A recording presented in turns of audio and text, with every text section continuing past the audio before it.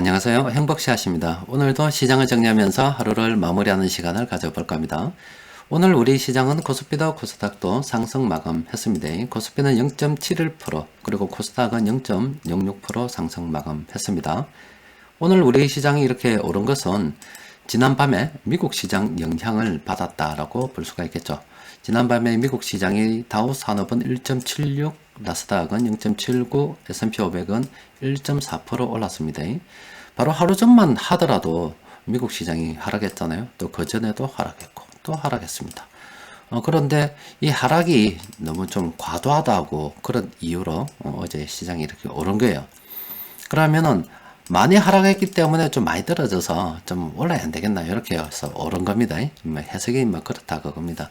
그러면 이런 오늘 같은 상승이 내일 또 이어질 수가 있겠는가?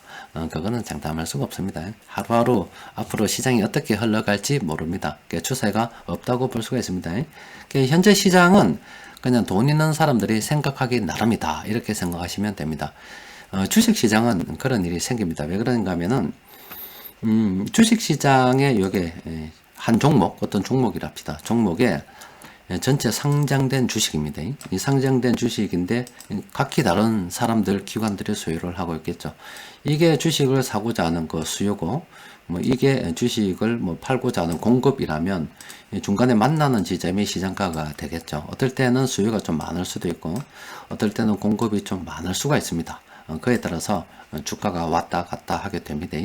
요거는 공급을 조절하는 데 있어서 여러 가지 요인들이 많이 작용을 하죠.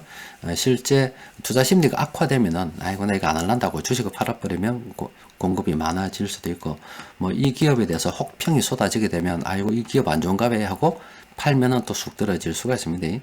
수요 같은 경우는 시장에 돈이 많으면 아무 종목이나 사서 올라갈 수도 있고, 이 종목에 대한 좋은 리포트가 나오면 또 이 종목도 오를 수도 있고, 하여튼 요인은 참 여러 가지가 있는데, 이 참 주식시장은 참 희한한 것이 이 수요와 공급을 어떤 한 사람이 장악한다 하면 좀 거짓말이고, 어떤 특정 어느 정도의 세력들이 장악을 할 수가 있습니다. 그러니까 얘들이 어떤 하나의 그룹들이 수요도 공급도 다 장악을 할 수가 있어요. 이게 가능하기 때문에 작전주, 시세 조정 이런 것들도 나오게 되는 겁니다. 그러니까 어느 특정 세력이 수요와 공급을 동시에 장악을 할 수가 있다 이 말입니다. 그렇게 되면 어떤 일이 벌어지냐면 이 가격을 지 마음대로 해요. 올리고 싶으면 올리고 내리고 싶으면 내립니다. 지 마음대로 할 수 있습니다. 그래서 시장 같은 경우도 이게 가능한 게 세력들이 각기 다른 걸 보고 있다 하지만은 사실은 어떤 군집해서 움직입니다. 우리가 새들 군무 추는 거 보면은 아니면 메뚜기 때 막 떼져서 날아가는 거 보면은 그 속에 들여다 보면은 각기 다르게 움직이는 것 같지만 멀리서 보면 전체가 하나처럼 이렇게 움직이거든요. 그런 것처럼 이 시장도 이 대중으로 때려지어서 어떤 군집에서 움직이기 때문에 어느 한쪽이 이 시장을 갖다가 특히 세력들이 장악했다 손 치면은 왔다 갔다 할 수가 있어요. 하여튼 주식시장은 우리가 일반적으로 생각하는 상식이 통하지 않는 그런 희한한 곳입니다. 그러니까 여러분들께 말씀드리고 싶은 것은 그동안 떨어진 게 똑같은 재료를 놓고입니다. 테이퍼링이라든 아니면 금리 인상이라는 돈이 줄어들 것이라는 이런 건데, 그런 걸로 인해서 시장을 갖다가 많이 하락했단 말이에요. 오늘은 그런 상태가 갑자기 사라진 것은 아닙니다. 그런데 그렇다 하더라도 너무 많이 떨어져서 올랐다는 건데, 그럼 내일 또 오를지 모레도 오를지 그건 알 수가 없는 겁니다. 시장이 현재 방향성이 없고, 시장은 돈 많은 사람들이 지 마음대로 한다 이겁니다. 그래서 여러분들은 계속 요즘 시황을 통해서 말씀드리는 것처럼 철학이 필요합니다. 주식 투자를 왜 하는가, 이런 철학이 조금 필요한 그런 시점이라 볼 수가 있겠습니다. 그리고 최근 우리 그 시장에 조금 특징이 하나 있는데, 우리 시장에서 이래 보면은 테마주들이 요즘 좀 많이 보입니다. 여기는 지금 특별한 게 안 보이는데, 테마주들 중에서 특히 대선 테마주들이 많이 보이고 있습니다. 지금 대선이 내년 5월인데 이미 지금 여권이든 야권이든 대선 주자들이 막 나온다 아닙니까? 대선 주자들이 나와서 이 분이 대선 강력한 유력한 대선 주자인데, 이 사람하고 고등학교 동창이다, 밥을 같이 묵다 하더라, 너 누구의 친구라 하더라, 이런 여러 가지 요인으로 해서 주식시장에 상장된 종목들이 있어요. 이 사람이 대선 나오는 거하고 참 밥 한 끼 묵은 거하고 아니면 같은 대학 나온 거하고 그게 무슨 상관인지 모르겠습니다만은 주식시장 또 이런 종목이 올라요. 그래서 이걸 갖다가 대선 아니면 정치 테마주라고 이야기합니다. 그러니까 그런 종목들이 요즘 많이 보이고 있는데 굉장히 주의해야 됩니다. 그래서 제가 제 채널에 들어오셔서 테마주라고 이렇게 딱 검색을 하시면은 요게 있어요. 요게 주식 테마주 투자 방법. 예전에 제가 여러분들께 제가 요거 어떻게 해야 된다고 해드린 게 있습니다. 그래서 요거 공부하셔서 테마주를 갖다가 어떻게 우리가 이용을 해 먹어야 되는지 한번 생각해 볼 필요가 있습니다. 또 이 테마주를 잘못 물리면은 골로 갑니다. 그래서 요거 딱 보고 딱 만반의 준비를 해 두시는 게 좋습니다. 여튼 요즘 시장을 보면은 테마주들 많이 움직이고 있습니다. 또 그리고 우리가 오늘 좀 관심을 가지고 또 살펴봐야 되는 게 하나 있는데, 한국은행에 오늘 또 출근을 좀 해야 돼요. 한국은행에서 오늘 리포트 많이 냈습니다. 많이 냈는데 우리가 요거 두 개는 봐야 됩니다. 여기 생산자 물가 지수하고 또 금융 안전 보고서 있죠. 안정 보고서. 요거 두 개는 꼭 봐야 돼요. 뭐 사실 뭐 큰 건 없습니다. 생산자 물가 지수를 보면은 지금 생산자 물가가 이렇게 몇 개월 동안 계속 오르고 있다. 이게 어느 정도 수준까지 올랐느냐? 이 정도 수준까지 올랐다 이 말입니다. 이게 지금 보면은 대충 한 2012년 뭐 이 정도 수준까지 지금 생산자 물가가 많이 올랐다. 그러니까 앞으로 이거 물가 상승 압력, 인플레이션 압력으로 작용할 수가 있겠죠. 굉장히 현재 돈이 많이 풀려가지고 물가가 지금 많이 오르고 있다. 그래서 구체적으로 좀 살펴보면은 여기에 석유 화학 제품이 4.4% 가장 많이 올랐고, 또 그리고 1차 금속 제품도 좀 올랐습니다.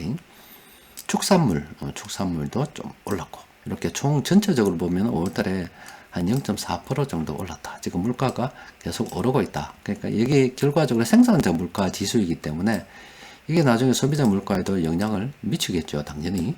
그러면은 이 소비자 물가가 또 오르게 되면 또 인플레이션 우려가 더 나올 거 아닙니까? 그래서 앞으로 이렇게 물가가 계속 오를 거다, 이렇게 생각하고 계시면 되겠습니다. 일단 그런 감각을 위해서 현재 지표 확인하는 차원에서 그냥 보는 거고, 근데 우리가 좀 봐야 될 거는 이 금융 안정 보고서, 요건 꼭 봐야 됩니다. 일단 여기 만드신 분들이 있는데 이분들 자, 현황 분수가 쭉 내용이 상당히 되는데, 여기서 우리가 좀 여러분들께 제가 좀 보여드리고 싶은 게, 일단은 문제가 되는 게 이 가계하고 기업 신용 부분입니다. 이거 굉장히 문제가 돼요. 그래서 요 내용들은 여러분들께서 꼭 한번 읽어보시기 바랍니다. 근데 제가 여러분들께 보여드리고 싶은 것은, 일단 저거 읽어본다는 가정하에서 요거하고 한 요 정도? 요 정도는 좀 봐야 됩니다. 다 볼 필요는 없고요. 일단 보여드리고 싶은 게, 이게 금융 취약성 지수라고 하는 거거든요. 그러니까 요거 이렇게 조금 확대해서 여러분들 좀 나중에 꼭 한번 이거 보십시오. 지금 현재 요겁니다. 요 지수가 나와 있는 걸 자세히 보면은 요게 IMF 때입니다. IMF 때. 우리가 97년 11월이기 때문에 IMF 때이고, 요게 카드 대란 때입니다. 2003년도 카드 대란 때. 요거는 미국발 금융 위기 때입니다. 요거가 최근이죠. 요게 최근입니다. 예전에 이럴 때마다 여기서 한국은행에서 이야기하는 게 요게 뭐냐면은, 이게 위기 때마다 어떤 선행적인 역할을 하더라 이 말입니다. 선행적인 역할을 하던데 지금 여기 상당히 높다 이 말이죠. 앞으로 그렇게 되면은 만약에 금리가 이렇게 높아지죠. 그러면 이게 더 치솟을 가능성이 굉장히 크겠죠. 그러면은 지금 우리한테는 뭡니까? 지금 가계부채, 국가부채. 국가부채가 문제가 되면 진짜 나라 망하는 거고. 근데 가계부채는 굉장히 문제가 심각하죠. 또 가계부채뿐만이 아니라 우리 그 주식 투자하면은 기업들 부채도 상당히 문제가 될 거 아닙니까? 요 지표 여러분들께서 한번 보시기 바랍니다. 지금 현재 요 정도 60% 정도 수준이고, 앞으로 더 높아질 가능성이 굉장히 높다. 그래서 여러분들 요 자료 넣을 때마다 꼭 요 지표는, 요 부분은 꼭 한번 점검을 해 봐야 됩니다. 또 그리고 제가 볼 때는 지금 올해가 21년이잖아요. 내년 22년이 되고, 후내년에 23년, 그 다음 24년이에요. 24년인데, 지금 21년 올해는 우리나라 금리 인상 좀 할 것 같고, 아니면 내년 상반기 좀 할 것 같아요. 그럼 미국은 테이퍼링을 올해나 인대부터 진행을 하겠죠? 그 금리를 23년부터 한 두 차례 이렇게 올린다고 일단 했는데 모르죠. 일단 그건 알 수 없어요. 일단 경제가 어떻게 돌아가는가에 따라 달려 있지만 그러면 실제 이 기간 동안에 금리 이제 여러분들이 실제 체감하는 금리가 이렇게 늘어날 겁니다. 그 늘어나는데 그러면 미국에서 올리면 이제 급격하게 또 올려야 되죠. 그래서 처음에 어느 정도는 우리 가게나 기업에서 감당이 가능할 겁니다. 그런데 어느 정도 임계가 되면 부도가 나기 시작하겠죠. 그럼 제가 볼 때는 24년 이때는 좀 위험하지 않을까 싶기도 합니다. 세계 다른 나라들도 좀 위험하지 않을까 싶어요. 그래서 가계부채 무슨 부채 이때가 문제가 될 가능성이 크지 않을까 싶습니다. 지금 여기 금융안정보고서에서도 만약에 정부에서 가계 지원을 갖다가 아니면 기업 지원을 갖다가 지금 좀 안 한다. 이때까지 하던 걸 갖다가 멈추게 되면은 좀 문제가 발생하지 않을까 이렇게 분석을 하고 있더라고요. 그런데 요거는 좀 봐야 됩니다. 이자 보상 비율이라고 여러분들 이거 주식하는 사람들이 이 말이 뭔지 모르면 안 됩니다. 이자 보상 비율 이거 저 모르는 사람들 손 들어보세요. 지금 이거 내게 솔직히 모른다. 주식 투자 하면 안 돼요. 이것도 모르는데 무슨 주식 투자를 한단 말이고 큰일 납니다. 공부하십시오. 근데 이게 지금 골때립니다. 이게 2020년 말에 39.7% 거의 한 40%인데 이게 뭐냐면 기업에서 돈을 벌었다면 돈을 벌었는데 그 번 돈 가지고 대출 원금만 마참 생각지도 못하고 은행 이자조차도 못 낸다. 돈 벌어서 원금은 일단 모르겠고 이자 정도는 내줘야 유지는 될 거 아닙니까? 그죠? 근데 이자조차도 못 내는 기업이 지금 40%다, 40%. 뭐 상장 기업이 아니니까 뭐 전체 여러 가지 분석을 한 거라서 그런데 이게 엄청나죠. 그러면 분명히 여러분들이 투자하고 계시는 주식 시장에 있는 많은 종목들도 지금 그 영업해서 이자도 못 내는 상황에 처한 그런 한계 기업들이 엄청나게 많이 있다 이 말입니다. 그래서 여러분들 투자를 할 때 잡주 조심해야 됩니다. 특히 이런 거 이제 마지막으로 대선 테마 이런 거 이용해 가지고 털고 나갈 수도 있습니다. 어차피 지금 회사 뭐 택도 없이 망해가는 거 이거 뭐 시원하게 한번 해먹고 뭐 몇 명 뭐 깜빵 가고 희생해서 깜빵 가고 몇 명 좀 살아나고 이런 식으로 해서 시장 한번 가지고 놀 수도 있어요. 또 감독이 좀 느슨하잖아. 감독이 현재 내년 대선인데 느슨하잖아요. 지금 우리 저 여당에서도 그동안 세금 막 일찍 올리다가 지금 부동산 세금 뭐 낮춰주면서 여당에서 그런 이야기 했다 아닙니까? 내년 대선을 생각하지 않을 수가 없다. 세금 낮춰줬잖아. 세금 낮춰주면서 왜 낮췄노 하니까 우리가 생각하는 정의는 이거 올리는 건데 올리다 보니까 민심이 떨어져가지고 안 좋으니까 생각하지 않을 수가 없다 이렇게 이야기하잖아요. 그 말은 대선 쪽으로 다가갈수록 이 감시 감독이 좀 허술해질 수가 있습니다. 그래 되면은 특히 한계 기업도 이런 거 들고 들어서 막 테마주 작전주 엮어가지고 박살낼 필요 있어요. 박살낼 수도 있습니다. 그래서 투자할 때 진짜 조심해야 돼요. 그래서 여러분들 꼭 투자를 할 때 이자 보상 비율이라고 나와 있습니다. 그냥 찾아보십시오. 또 그리고 현금 흐름 꼭 봐야 되고 또 그리고 가능하면은 한 종목 몰빵보다는 이렇게 좀 여러 종목 포트폴리오 구성해서 뭐 하다못해 한 20종목 정도는 좀 들고 계신 게 좋겠나 싶습니다. 이런 것들 꼭 봐야 됩니다. 그래서 제가 몇 개만 보여드렸는데 여러분들 꼭 한번 살펴보시기 바랍니다.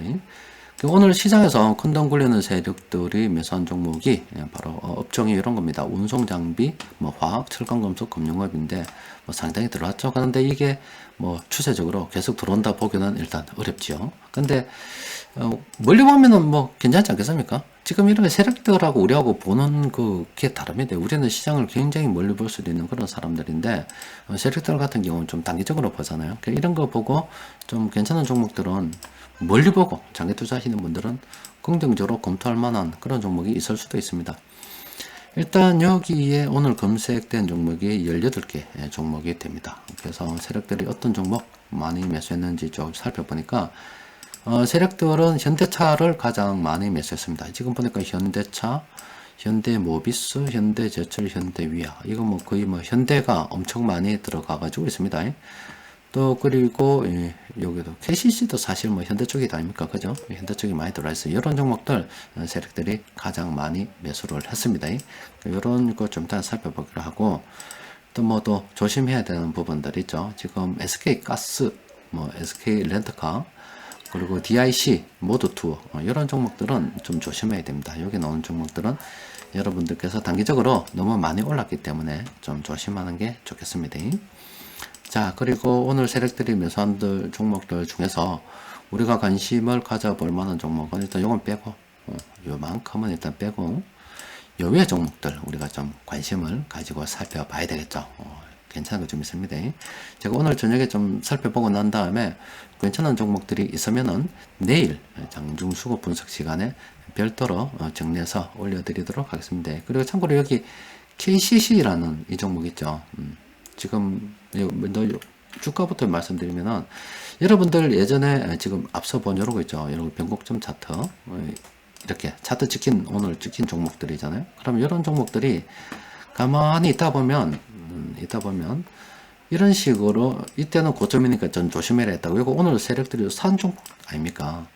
그러면은 그동안 이렇게 올랐다가 찍혔다가 이렇게 갈 수도 있겠군 해서 이런 지점을 추가 매수 지점으로 생각할 수도 있다 이 말입니다. 그러니까 이런 지점에서 뭐 선택을 하는 거죠. 계속 들고 있을 건지 아니면 반을 팔 건지 다 팔 건지 팔았다가 다시 살 건지 선택을 하는데, 그럼 반 정도 팔았다 손 치면 이때 추가 매수를 해서 그러면 이때 물량을 좀 더 늘릴 수가 있다니까. 이렇게 물량 늘리기로 접근할 수가 있으니까 요 변곡점 지표하고 이렇게 세력대로 오늘 매수한 종목들하고 병행해서 이렇게 살펴보다 보면은 좀 더 효과적으로 좀 주식 투자를 진행할 수도 있습니다.